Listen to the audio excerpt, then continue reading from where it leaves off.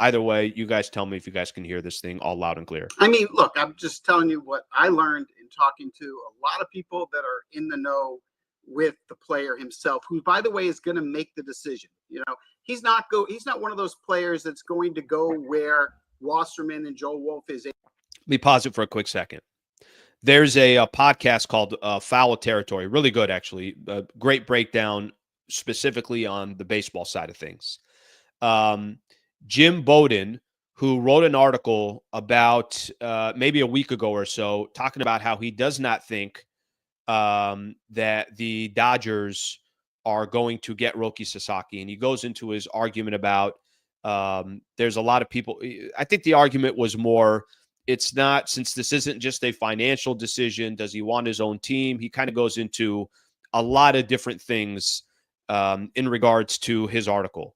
Listen to him explaining, again, kind of doubling down why he doesn't think that he's going to end up with the Dodgers. Take a quick look here as I continue playing this. Agent are going to send him. He's going to make his own call. But the sense I get from everyone is that the narrative of him going to the Dodgers, it's way more likely he signs elsewhere than he signs there. And I'm not saying at the end of the day, perhaps he changes his mind. Perhaps Ohtani and Yamamoto can convince him. But if based on what I'm hearing, I would say 85% chance he does not sign with the Dodgers. Okay, so that's Bowden right there. 85% chance that he doesn't sign with the Dodgers. There was also another article out there. So Bowden is doubling down. Roki Sasaki, this is the biggest name.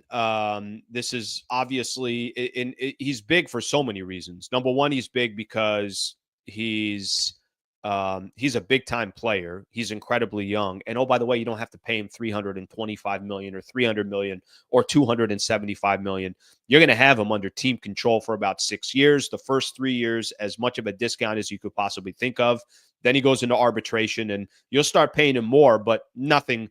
It evens the playing field. So what it does, and this is what makes Roki Sasaki's situation so interesting, plus he's incredibly young. He's got incredible upside.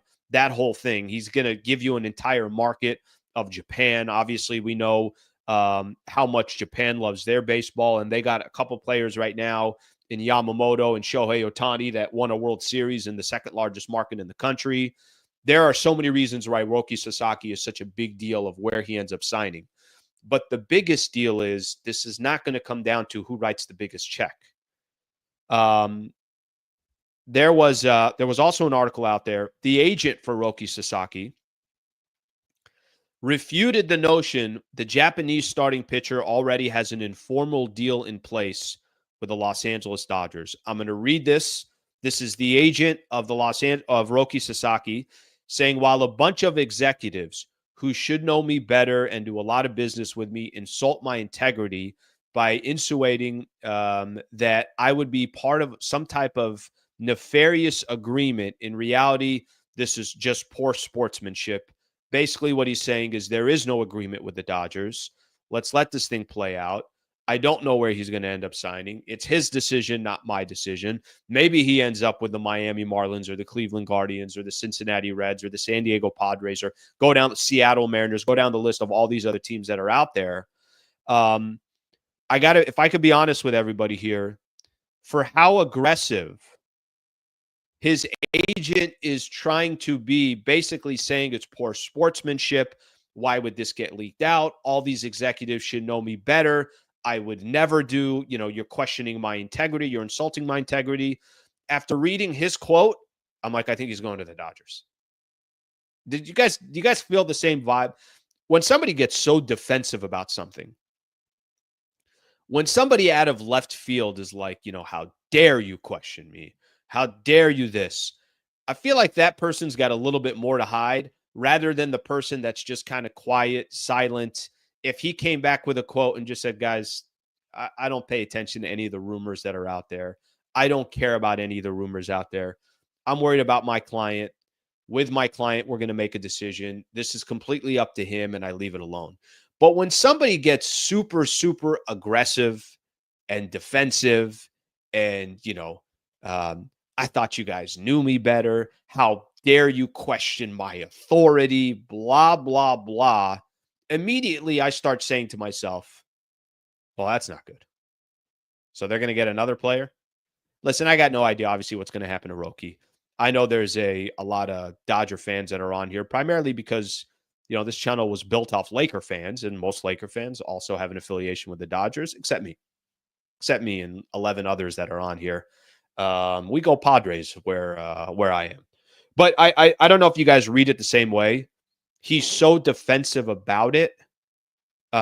It feels like to me that because he's so defensive about it, he either Roki Sasaki did not like that this information was already out there, did not like, but here's the problem. He's been associated with the Dodgers now for a year.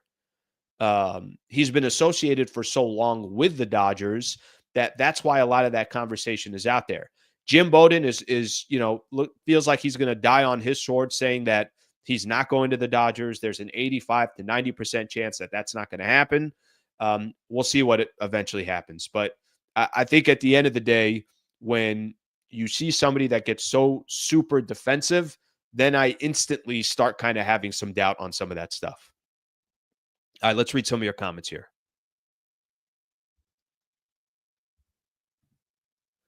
All right, Mike, who gives an F where Sasaki goes? Everyone knows Sasaki will not make the same amount of endorsement money anywhere else but LA. Well, Mike, I have a feeling you care where he goes because you did all caps on me. I mean, you're yelling at me. You're yelling at the audience. What happened here? Everything's okay. Yeah, listen, I think I'm going to make this argument, and I'm going to make it. I had a similar argument last year, and I was wrong. I thought Yamamoto would end up signing somewhere else because I thought Yamamoto was going to want his own shine. And I'm not telling you that Yamamoto was going to go to a small market, but I thought Yamamoto would go to New York or go to Boston or go to Chicago. I thought he was going to go to one of those top markets that are, they got baseball fans everywhere. And I thought there was going to be some hesitation of him ending up with the Dodgers specifically because, guys, Shohei's already there. Shohei's already going to get all the love and all the shine. And by the way, that played out. Shohei got all the shine and the love this year. Yamamoto wasn't talked about 1/100th of the time as often as Shohei was until you got to the postseason. And Shohei Ohtani, Yoshinobu Yamamoto took his game to another level come postseason. And now it wasn't just about Shohei Ohtani. It was about Yamamoto in Game 5 against the Padres. It was Yamamoto in key games against the Mets, key games against the Yankees in the World Series where he was just terrific. But would Yamamoto have got more endorsement money in New York? Probably. Why wouldn't he? He owns the entire market. He owns that entire franchise. But he also got $325 million to play with the Dodgers. And I think that's what makes Roki Sasaki a little bit more interesting is because that situation and that predicament is going to be different because he's not going to get this, $200 or $300 million contract.